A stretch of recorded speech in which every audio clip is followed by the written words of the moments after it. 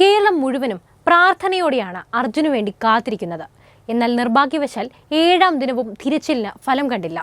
ഇത്രയും ആഴമേറിയ അടിഞ്ഞുകൂടിയ മണ്ണിൽ എങ്ങനെയാണ് വിദഗ്ധർ തിരച്ചിൽ നടത്തുന്നത് എന്ന് നിങ്ങൾ ചിന്തിച്ചിട്ടുണ്ടോ?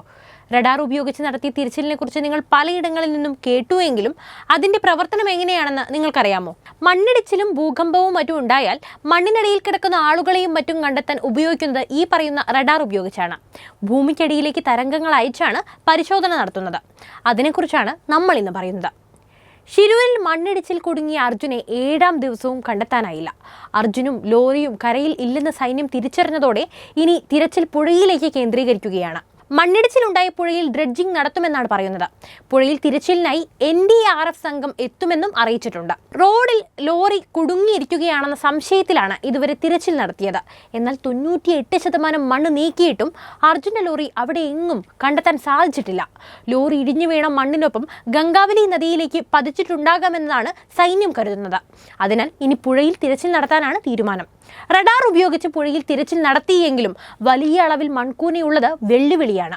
മണ്ണിടിച്ചിലുണ്ടായ സ്ഥലത്തേക്ക് അർജുൻ വാഹനം ഓടിച്ചു വരുന്നതിന്റെ CCTV ദൃശ്യങ്ങൾ അധികൃതർക്ക് ലഭിച്ചിട്ടുണ്ട്. ലോറി മണ്ണിടിച്ചിലുണ്ടായ സ്ഥലം കടന്നു പോയിട്ടില്ലെന്നാണ് CCTV ദൃശ്യങ്ങളിൽ വ്യക്തമാകുന്നത്. അതിനാലാണ് വണ്ടി പുഴയിലേക്ക് എത്തിയിരിക്കാമെന്ന നിഗമനത്തിൽ എത്തിച്ചേരുന്നത്. അതേസമയം പ്രദേശത്ത് റെഡ് അലേർട്ട് പ്രഖ്യാപിച്ചിരിക്കുകയാണ്. മഴ പെയ്യുന്നത് കൊണ്ട് തന്നെ രക്ഷാപ്രവർത്തനം ബുദ്ധിമുട്ടേറിയതാണ്.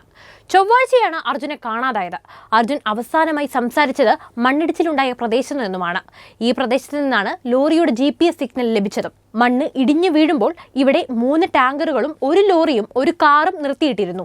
അർജുനും മറ്റ് 2 പേരും മണ്ണിനടിയിലുണ്ടെന്നാണ് നിഗമനം. മണ്ണിടിഞ്ഞപ്പോൾ അവിടെയുണ്ടായിരുന്ന വാഹനങ്ങളും ആളുകളിൽ പലരും നദിയിലേക്ക് ഒലിച്ചു പോയിരുന്നു.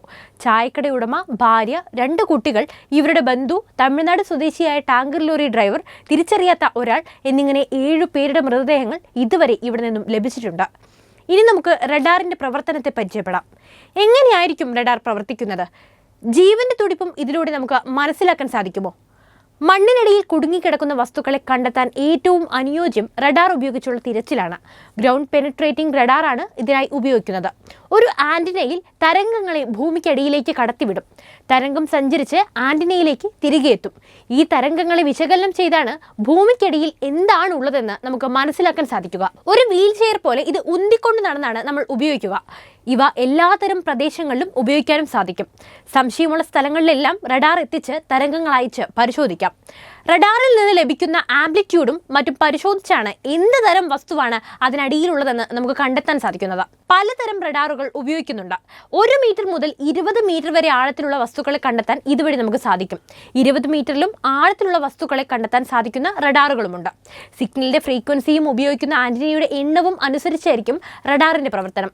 മനുഷ്യ ശരീരം ഉൾപ്പെടെയുള്ളവ ഇതുപോലെ തിരിച്ചറിയാൻ സാധിക്കുന്നതാണ്. ഓരോ സ്ഥലത്തിൻ്റെയും പ്രത്യേകത അനുസരിച്ചുള്ള റഡാറാണ് ഉപയോഗിക്കുന്നത്. ഭൂകമ്പം ഉണ്ടായ സ്ഥലത്തും മണ്ണിടിച്ചിലുണ്ടായ സ്ഥലത്തും ഉപയോഗിക്കുന്നത് വ്യത്യസ്തമായ റഡാറുകളാണ്. ജലസാന്നിധ്യമുള്ള സ്ഥലത്ത് ഉപയോഗിക്കുന്നത് വേറെ തരം റഡാറുകളാണ്.